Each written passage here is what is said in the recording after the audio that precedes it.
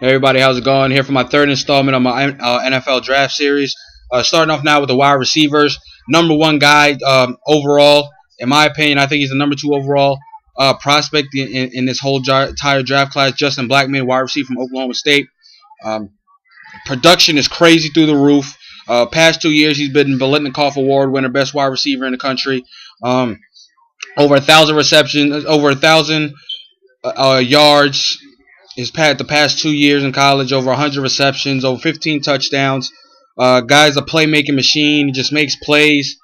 He gets a lot of comparisons to Dez Bryant. I think Dez Bryant's a better playmaker, but Justin Blackmon's a better receiver. As you can put Dez Bryant in kick return or punt return, and he has that dynamic effect of being a punt returner. I like him a lot, and just being a flat out receiver. Great hands, route running ability. Runs precise, deep cut, nice routes, which I love. Especially for a young guy coming into the league. Sometimes their route running is not as great, but I love his route running ability. Running after the catch, he's a very strong runner. A strong build. He's about 6'1", 6'2", about over 200 pounds. The questions about him is his long speed. It's kind of like the debate that they had with Michael Crabtree of how fast is this guy. I think he's fast enough. He doesn't have elite speed like some of the other wide receivers that we have, or that I'm going to bring up to you. But he has very adequate speed. He's very good. He has very good speed. I believe in top end speed. He can create separation.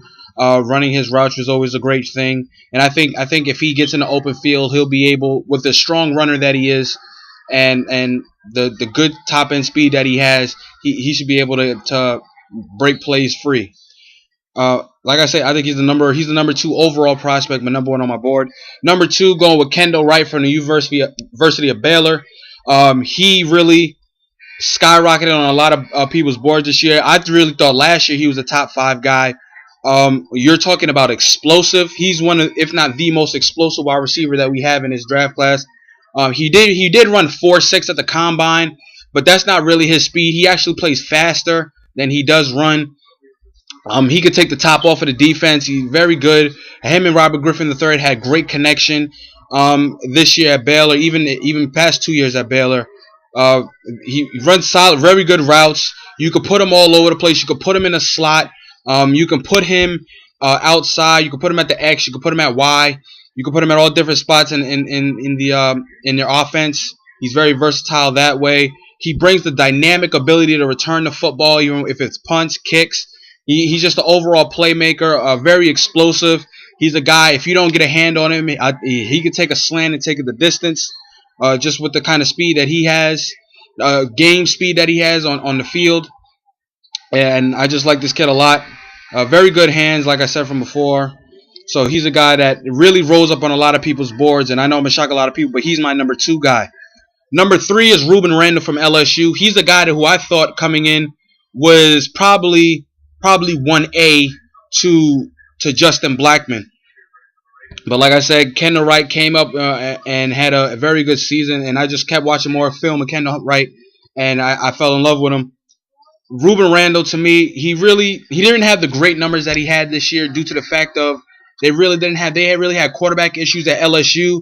But you're looking at a guy who's kind of like Justin Blackmon. He's a big guy, 6'3", about 190. He can make big plays. He's a guy that can stretch coverages. He runs very good routes for a guy his size. Good breakaway speed. A playmaker, a guy who's going to get up and get the football. Very good height. Jumping ability is great. Hands are sometimes a little bit questionable. He's a guy who likes to go across the middle of the field, not afraid to get hit, which is always great. And I think he has a little bit of return ability, maybe punt return ability in him. But he's a guy that I really liked a lot. And if it wasn't for Kendall Wright's emergence, to me, I think he would have probably been 1A or 1B in my opinion. But he's a guy that I really like, and I think he's going to be a very, very good, solid wide receiver for years to come. And he might be a guy that's going to probably help a team automatically as soon as he gets on because he's a hard worker, and he's a guy that loves the game of football and just likes to play. And the film work on him that I've done over the past couple of weeks have really shown me bright spots in his game that I really like.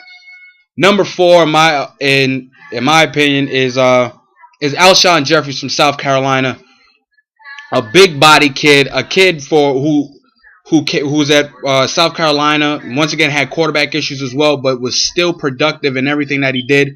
Over 1,000 yards receiving, over 10 touchdowns. He's had came in as a freshman, well, automatically the guy on that offense. Him and Marcus Lattimore, those two guys that came in. But Alshon Jeffries took over. He's a guy. He's a deep threat. He doesn't lose a lot of jump ball situations, which is great.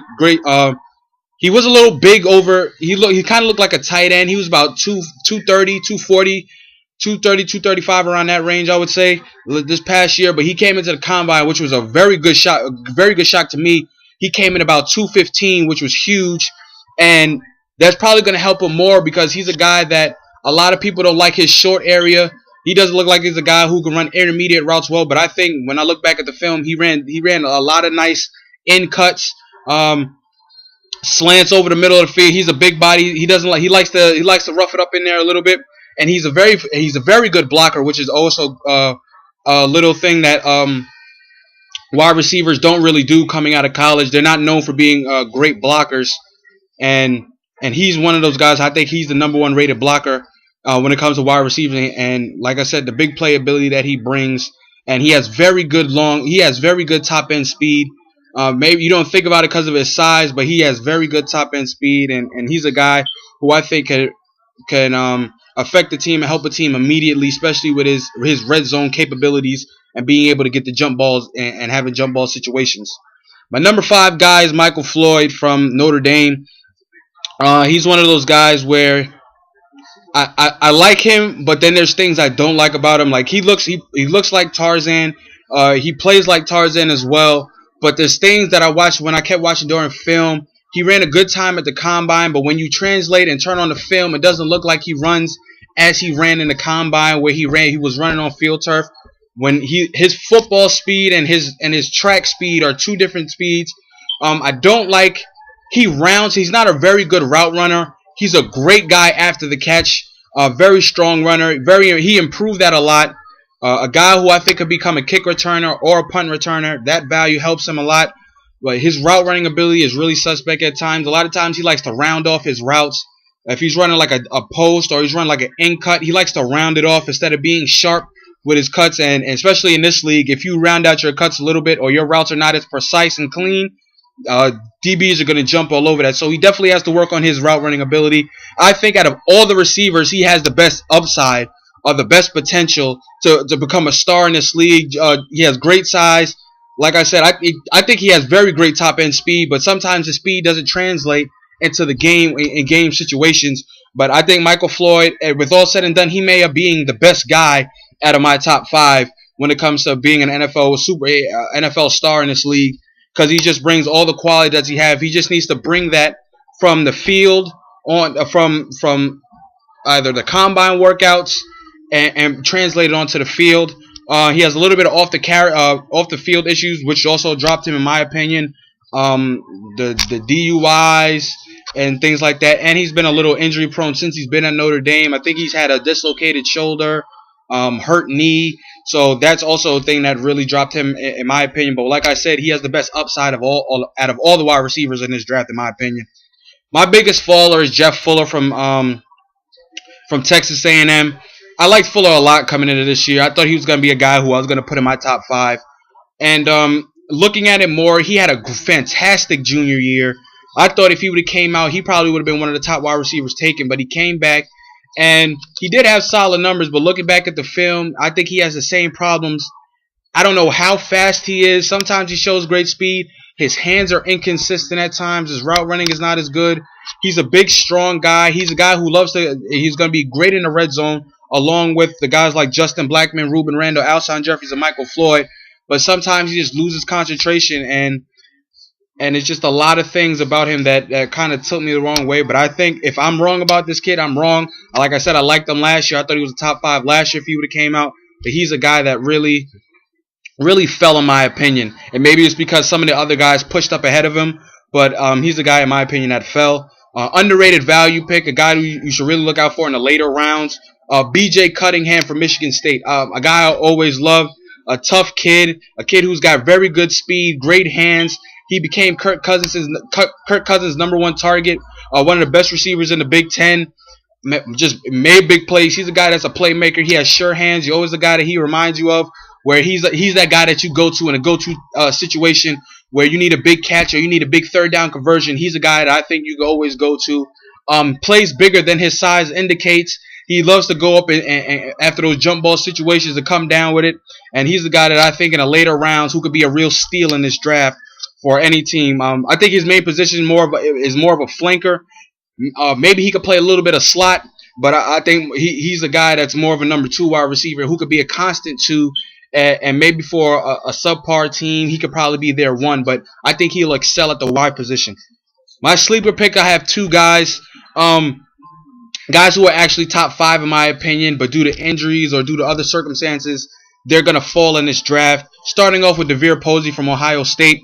He's a guy who also, like Darren Herron and Terrell Pryor and Mike Adams, guys who are involved in that NCAA tattoo investigation over there. So he lost 5 games, and then he got suspended again, and so he lost most of his senior year. He's a guy who has great speed, great route running ability, is probably the second best blocker in this draft.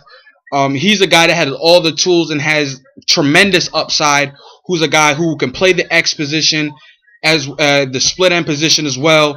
The split ends and just take off. He just has that so much talent, and he has so much untapped potential with his speed and his size, his route running ability. His hands are sometimes a little off, but if he could work on that, being that consistent, he's a guy that it will probably be drafted in the 4th, 5th round and be a guy who's a starter and potentially a star. Like I said, I think he's a guy who's a top 5 guy in my opinion. But just due to the NCAA violations of being suspended, he couldn't play.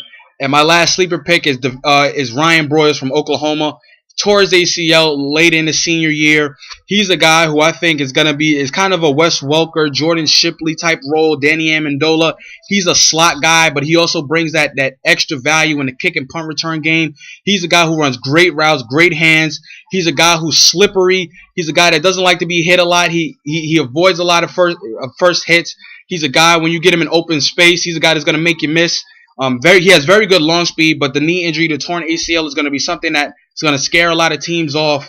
And maybe he'll come into a camp, but he'll probably be the 4th, 5th round, the same as DeVere Posey, and be a slot guy and be a guy that in probably a spread it out system like the Patriots, like St. Louis, and other teams that run those wide open offenses. He's a guy that's really going to benefit in that slot position. So I think he's the best slot receiver in this draft. But my top 5 is Justin Blackmon, Kendall Wright, Ruben Randall, Alshon Jeffries, and Michael Floyd. Let me know what you guys think. Who you think is your #1? Do we think I have Michael Floyd a little bit low?